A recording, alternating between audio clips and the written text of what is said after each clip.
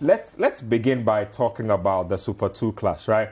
Most often than not, the only thing that fans know is that they buy tickets, sit in the stands and watch a game. Let me just, for the purposes of enlightenment, take us back to the sort of preparation that goes into this game. How much different is Accra Hearts of Oak's own preparation for the Super 2 clash different from other matches in terms of the crowd they are expecting, in terms of performance, in terms of revenue? Just take me behind the scenes a little into the first few days or the weeks heading into a Super 2 clash. What kind of preparation goes into that? Well, anything I say here is not in the capacity of course, a member of Accra Hearts of Oak, but I support them and I have a bit of info on the team. You do business with the team. Well, what happened? I think that before Accra Hearts of Oak played Great Olympus, they had planned to have the NSA and government extend the 25% quota. So what they did was they wrote to the NSA to have a discussion with the government COVID task force to try and expand the quota for them. But the NSA said no, government is not going to do that. So they wanted 50% capacity for the Great Olympics game and then the Hearts and Kotoko game. And then the NSA said no, that's not going to happen. So Hearts of Oak decided, okay, well, so what do we do? Let's print the 25 quota of the 40,000 capacity at Accra Sports Stadium. Sure. And normally what happened is the clubs that play in the Ghana Premier League, they don't print match day tickets. Okay. They don't have access to match. What they do is they liaise with the FA. The FA does the printing and then they pick the ticket and then they sell it out through their distribution outlet. So the government said no. So that means that they have to print 10,000 tickets. And then in a way, it makes sense though, increase the price a bit to make up for the loss in numbers. And that is why you had the popular stand going for 50 cedis, the VIP for 200 cedis. So we had less. That was unprecedented. I was like, wait, what's going on here? But you can't fault them. It's the biggest game in Ghana when it comes to club football. And you expect the clubs to at least, if it's an entertainment show, we also program. People will pay for it. Paying a lot of money. I'm all for Hearts of Oak charging. I would say as much as they want, but I believe what they charged was definitely within. With the situation available, they had no option. And then we had 72 hours to the game, and then government said, you know what, we will allow you to have 30,000. Government didn't say full capacity. They said 30,000. So what means that already within, I think about, as at 12 p.m. On Saturday, on Friday, the 10,000 ticket that was initially printed was sold out. So then again, we had about 72 hours to kick off, and government said you can get extra 20,000 people to come to the stadium. And then get here as at, I think around 8 p.m. on Saturday, I was at the stadium. So now, and what happened is the guys that print the ticket don't work on Saturdays. So they had to call them back and print 20,000 tickets. And you see, we live in a system where we don't understand football. Because imagine, after printing all that 20,000 tickets, they need to stamp each one of them for security purposes. So you ask yourself, why can't we add the security feature to the ticket, and then when you are printing them, you know that I'm printing everything with the security features on it. I don't need to put in stamp or barcode or sign and all that. So it means that the whole Saturday was gone. So the ticket had to be sold at the gate. And it was chaos yesterday at Accra Sports Stadium. Chaos with the NSA, Accra Hearts of Oak. They did not manage the situation properly. Well, at all. And you see, I blame the NSA because for Hearts of Oak, they had plans of, accommodating 10,000 people at the stadium. And within less than 72 hours to kick off. They needed to change their plans altogether. That is twice. Twice the number. So it was difficult for them. And you look at the media stand where you expect media men to have access to and then get to the media gate and get to the media center. Everywhere was choked. The soldiers had to come in, saw them caning some supporters. and all that. It was a disappointing view for some of the guys that came to watch the game. And you see, I believe that we need to move from such situations.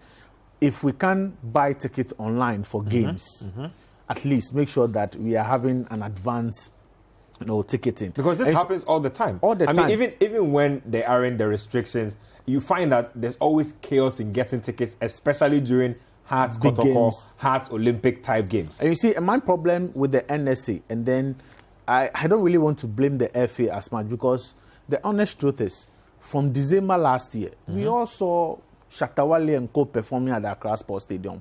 Yep. The COVID protocol was thrown out of the window. Yep. Nothing like social distancing was observed. And clubs have been calling for government to take off that 25% quota.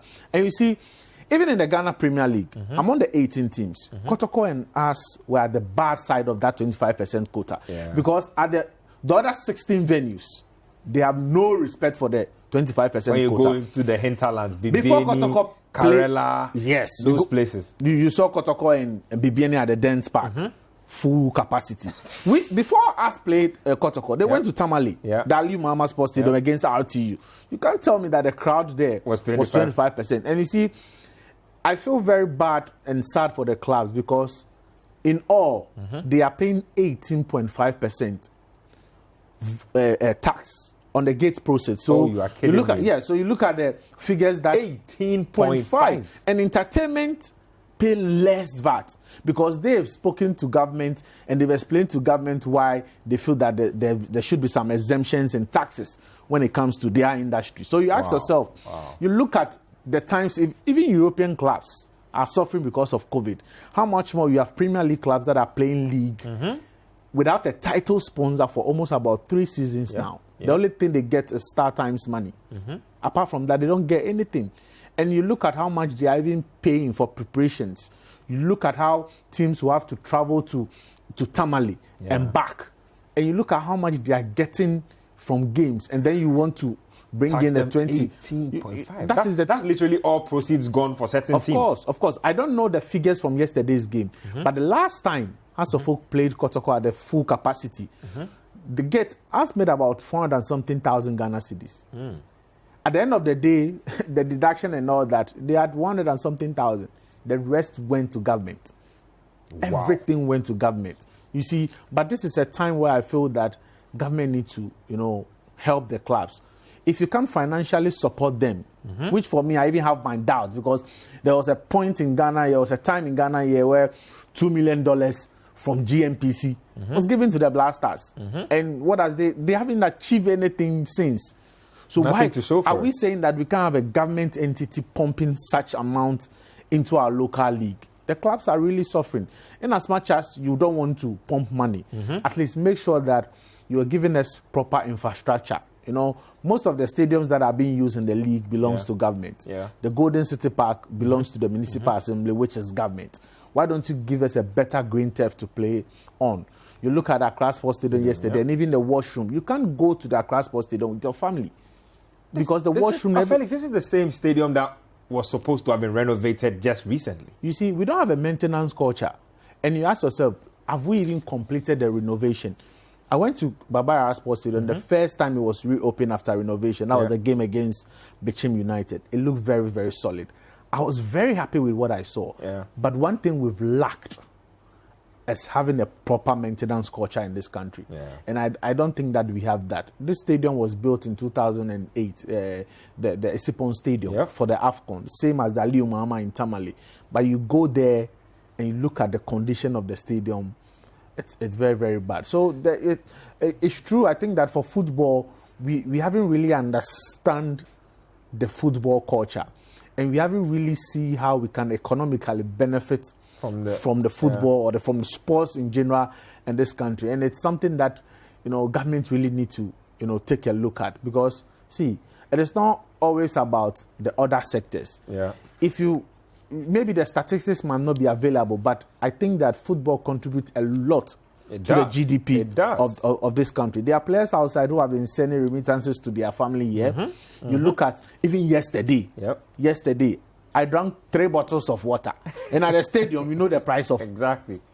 Way above the normal price you get in town. The rollover effect of football is immeasurable. The kebab seller, honestly. Everybody, economically, they get something. So it is something that government really needs to come in and manage our football in terms of preparing for games and all that. But then on the game itself, I think for Accra Hearts and Folk, they really needed to, psych the guys for this particular game. So for them, preparation was not just on the field, but players that got injured, prior to this game had to be, taken care of. And I was very, very happy to see Roberta Dosoa and then Mo Alassane starting because you saw the game against RTU. At a point, they had to bring in Ushao into the defense when Caleb Amankwa got that red card. So my worry was Hearts and Folk coming into this game maybe without center backs, but then they managed to prepare well and then have those guys, ready for the game. And I really enjoyed it. Let's talk about the game even further. I was surprised to see Sulley Muntari start in that game. What was the thinking behind? I know you don't share the tactical room with Boedu, but what was the thinking behind starting Sulley? Was it to motivate the guys? I mean, I didn't think it was such a smart idea, but I saw a chance that fell to him, and I was like, Muntari, that should have been goal number 1. That should have been goal. We saw Sadio Mane doing similar thing over the weekend against Norwich, and that was a huge chance. But maybe Muntari wanted to go, for the spectacular. But I felt that maybe Boedu wanted experience and leadership in midfield. When I saw the lineup, I was a bit worried because you look at the combined age of Sulley Muntari and Gladson Awako, that is close to 70 years.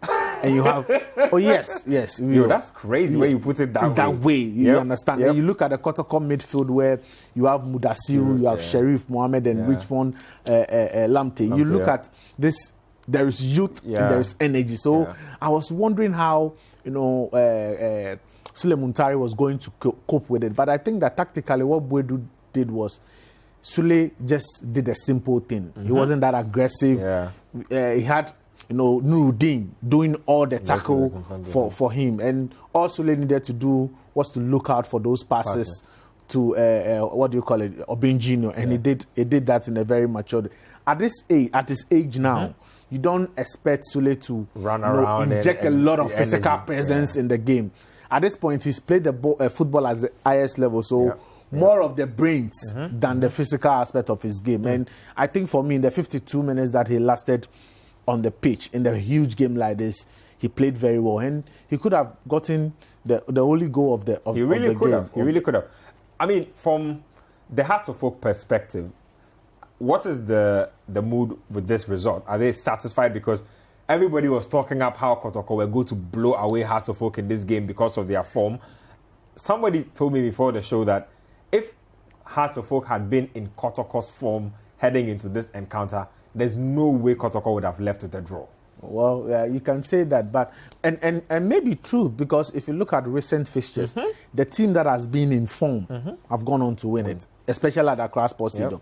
Last season, we all agreed that Hearts and Folk were the better team, and they won 1-0 at the Accra Sports Stadium. I think the NC Special, Kotoko were the better team. They beat Accra Hearts and Folk through that Justice Blay header, and then they went on and then they won the NC Special competition. So it is always the form team that have won this particular fixture. So a lot of Kotoko supporters will be disappointed, but for us, I think that they will be happy with the draw. At least they've maintained that 12-point gap. For Kotoko, they will also be happy because you look at last season in terms of performance and what Accra Hearts and Folk have achieved in terms of points. Before the Kotoko game, they had 24 points from 16 games last season. And as at yesterday, they had 24 points from 16 games. So it was almost the same thing. So, but what we are saying is Kotoko have really upped their game. Level, and then a lot of teams are also doing well. Bichim United, excellent. There is Kim Faisal, who are having a very good season. They were giving away points last season. But this time around, they've improved on that. So for Hearts and Folk, I think for them, they know very well that let's keep it that way. And it is good that they did not get a defeat in this particular game because psychologically it might affected them going into the second round. And the second round is not like 2-3 weeks away. It's just this weekend.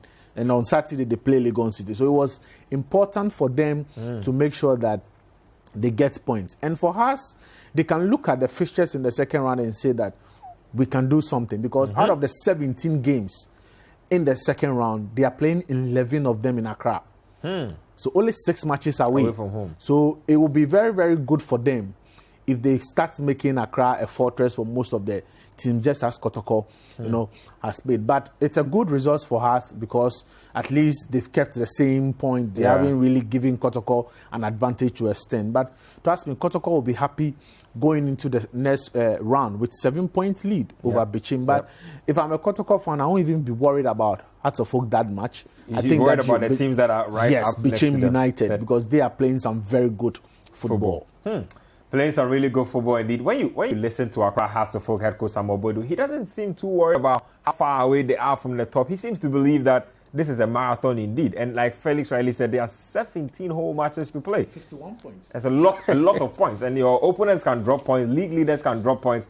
Crazy how things happen in football. Remember, the last time Hearts of Oak won the league, they weren't top of the league until a few weeks to the end of the league. And then they just blitzed everybody, went by everybody, and ended up winning the league. So that's what's going on with the Ghana Premier League. That was the final game of the first round of the Ghana Premier League. It was an outstanding game. It's eventually been honored. The team split points, goalless. We'll see what happens. The second round, I believe, is next week also. Starts next week. And so that should be interesting.